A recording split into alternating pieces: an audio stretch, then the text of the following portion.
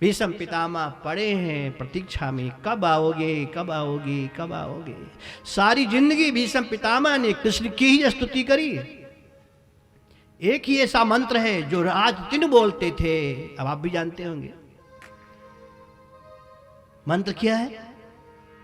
अच्युतम केशवम राम नारायणम, अच्युतम केशवम राम नारायणम, कृष्ण दामोदरम वासुदेवम हरिओ, अच्युतम केशवम राम नारायणम, कृष्ण दामोदरम वासुदेवम हरि, श्रीधरम माधवम गोपिका वल्लभम, श्रीधरम माधवम गोपिका वल्लभम, जानकी नायकम रामचंद्रम भजे, अच्युतम केशवम राम नारायणम, कृष्ण दामोदरम वासुदेवम हरि, श्रीधरम माधवम गोपिका वल्लभम, जानकी नायकम रामचंद्रम भजे। आपको एक बात बताऊं, हम अयोध्या से हैं इसलिए नहीं बोल रहे हैं।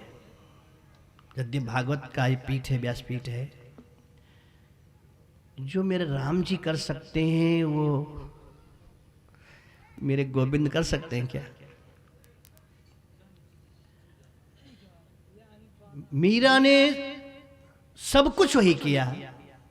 यहां तक मीरा ने लिख दिया कि अरे मैं तो प्रेम दीवानी, मेरो दर्द न जाने कोई। मीरा का दुख तबई मिटे जब वैद सवरिया होए। और एक दिन ये दुख मिटा, स्वयं लिखा कि महारा सांवरिया घर आया, तन की तपिश मिटी सब मेरे मोकू गले लगाया। फिर भी शांति नहीं मिला, शांति मिली ही नहीं। शांति तब तक नहीं मिलेगी जब तक राम जी के शरण में नहीं आओगे। आराम चाहता है तो एक काम कर, आराम के शरण में और राम राम। मीरा ने क्या किया? यही किया। और शांति कब मिली? कब गदगद होके नाची? गोविंद के मिलने के बाद में भी। पायो जी मैं तो राम रतन धन पायो, पायो जी मैं तो राम रतन धन पायो। और छोड़ो राम रतन दिन, मीरा आप अपने क्षेत्र में ले लो। इतनी माताएं बहनें बैठी हैं। मैं पहले तो ध्यान नहीं देता था, लेकिन एक दो बार ध्यान दिया। शादी विवाह में जब भोजन करने बैठो तो गाली माताएं गाती हैं। तो मुझे गाली तो नहीं याद है, लेकिन उसमें एक शब्द ऐसा है जो यहां छूता है। जेवन बैठे बराती सबे तब देन सखी न देन लगी सखी गारी, हाँ सीता राम से बने। आप लोग भी सुने होंगे। क्यों भाई, राधे श्याम से नहीं बनता क्या? हाँ सीता राम से बने। क्योंकि जो दुनिया को चाहिए, जो मिसाल चरित्र का होना चाहिए, वो कोई दे सकता है। हमारे राम जी दे सकते हैं, श्री जानकी जी दे सकती है। इसलिए गीत में भी हाँ सीता राम से बने। और कंधे पर जब लेकर के चलते हैं तब भी यही बोलते हैं, राम नाम सत्य है और किसी परमात्मा का नाम नहीं बोला जाता। तो राम जी तो हमारे राम जी हैं ही। इसलिए भीष्म पितामह भी यही बोले, अच्युतम केशवम राम नारायणम, कृष्ण दामोदरम वासुदेवम हरिम, श्रीधरम माधवम गोपिका वल्लभम। यहाँ तक तो ठीक था। अंत में सर झुकाए कि जानकी नायकम रामचंद्रम भजे। और इच्छा क्या है?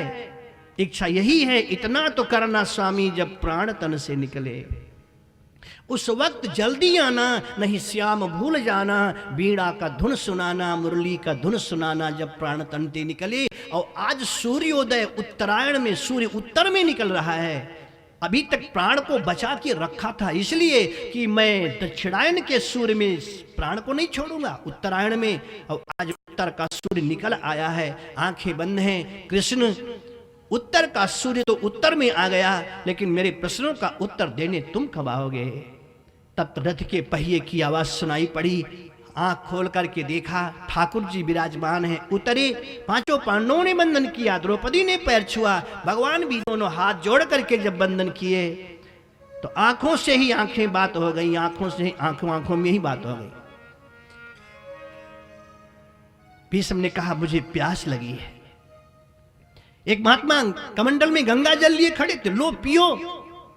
भगवान ने कहा ना ना ना, इस अंतिम बेला में यह कमंडल का जल संतुष्ट बाबा को नहीं कर सकता। क्यों? कहे कहीं पे नजर है, कहीं पे लोग है ना, कहीं पे इशारा कुछ और है, कहीं पे नजर है, कहीं पे इशारे। ये प्यास इनको पानी की प्यास नहीं है। जीवन के अंतिम क्षणों में जब प्राण निकलने लगे और माँ कहीं हो तो हर बेटा चाहता है कि मेरा प्राण माँ के गोदी में सर रख करके ही निकले।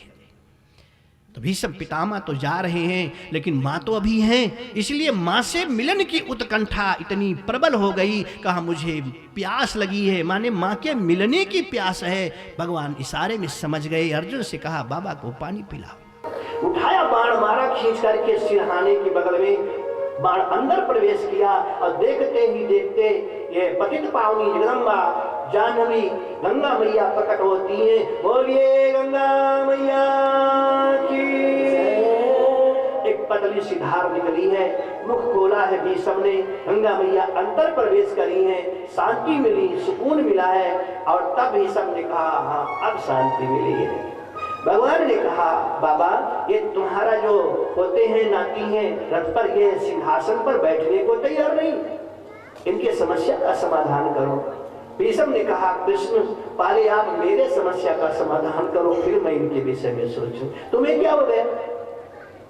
भीष्म ने कहा कि मैं अष्टम वसु का अवतार हूं, मेरे को मालूम है। 100 जन्मों तक मैंने कोई पाप नहीं किया है, ये भी मैं जानता हूं। तो किस जन्म का ये पाप है कि इतने महीनों से आज मैं सरसैया पे पड़ा हूं? भगवान ने कहा कि बाबा तुम्हें केवल 100 जन्मों की कथा याद है, हमें तो जब से तुम मेरे से अलग हुए हो तब से कथा याद है। तो ये किस जन्मों का पाप है जो भोग रहा हूं? परमात्मा मुस्कुराए। गोविंद ने कहा बाबा 103वां जो जन्म तुम्हारा हुआ था, सिंघल द्वीप के तुम राजा थे, तुम्हारा नाम सत्यव्रत था। जवानी के नशे में शिकार खेलने निकले, सामने अजगर का बच्चा पड़ा हुआ था। धनुष के नोक से अजगर के बच्चे को उठा करके नागफनी के पेड़ की तरफ फेंका है।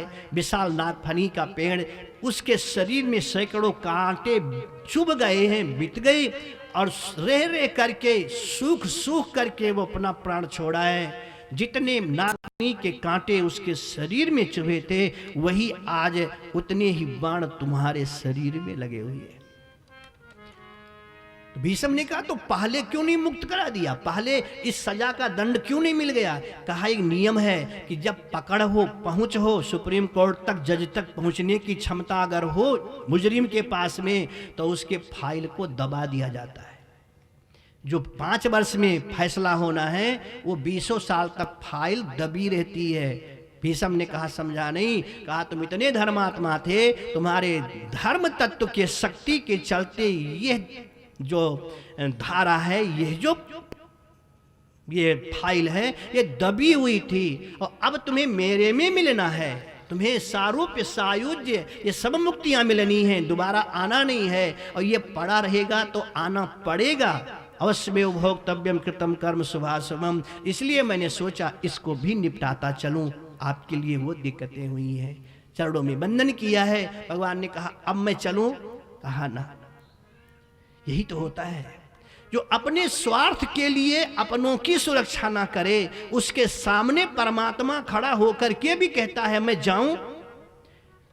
और जो अपनी संस्कृति के लिए, समाज के लिए, देश के लिए कुर्बान हो जावे, उससे परमात्मा कहता है कि थोड़ा तुम कुछ दिन और रहो। 2 के सामने भगवान आते हैं, जटायु के सामने और भीष्म पितामह के सामने। जटायु कहता है मैं मरना चाहता हूं। भगवान कहते हैं मेरे हित तात कछुक दिन जीजे, तुम जिंदा रहो भी मरो नहीं। और आज भीष्म पितामह कहते हैं कि महाराज मैं मरना चाहता हूं, जाना चाहता हूं। भगवान ने कहा तो मैं पहले ही जाऊं, कहा ना, वादा पहले जाने का नहीं हुआ था, तो मैं करूं क्या? भगवान ने कहा कि क्या करूं? भीष्म ने कहा ऐसे खड़े रहो, सदैव देवं भगवान प्रतीक्षताम, आप खड़े हो करके प्रतीक्षताम, आप प्रतीक्षा करो मेरे मरने की। कलेवरम यावदिदम हीनोम्यहम, जब तक मैं अपने प्राण पखेरु निकालू ना शरीर से, तब तक आप ऐसे खड़े रहो। भगवान ने कहा चलो अब नई मुसीबत है। जब ये बंदा इतने महीनों तक बाण पे पड़ा था, तब प्राण को निकालने में इसको कितना महीना लगेगा, और तब तक मैं ऐसे खड़ा रहूं। क्योंकि मांग यही है, सदैव देवो भगवान प्रतीक्षताम, प्रतीक्षा करो जब तक प्राण ना निकले। अब उदास चेहरा लेकर भगवान खड़े हो गए, ऐसा लगा कि बहुत मुसीबत में है। तभी सबने कहा ना महाराज, ना ना ना ना, इस चेहरे से तो मैं पागल हो जाऊंगा।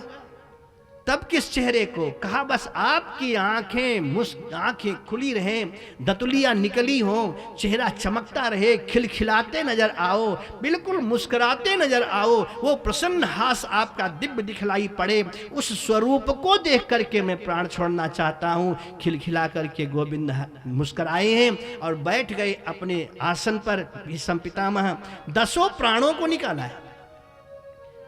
प्राण को अपान में, अपान को ब्यान में, ब्यान को समान में, समान को नाग में, नाग को कृंकल में, कृंकल को कूर्म में, कूर्म को धनंजय में, धनंजय को देवदत्त में, क्योंकि सहस्रार पे देवदत्त निवास करता है। देवदत्त में आकर के 10 प्राणों के माध्यम से इस सहस्रार को फोड़ा है, ज्योति निकली है। लोगों ने ज्योति को बंधन किया है, गंगा की धारा स्तब्ध हो गई और वो ज्योति नारायण के चरणों में जाकर के विलीन हुई। देवताओं ने पुष्प की वृष्टि करी है, जय जयकार किया है, और फिर मेरे प्रभु हस्तिनापुर को छोड़कर द्वारिका प्रवेश किए हैं।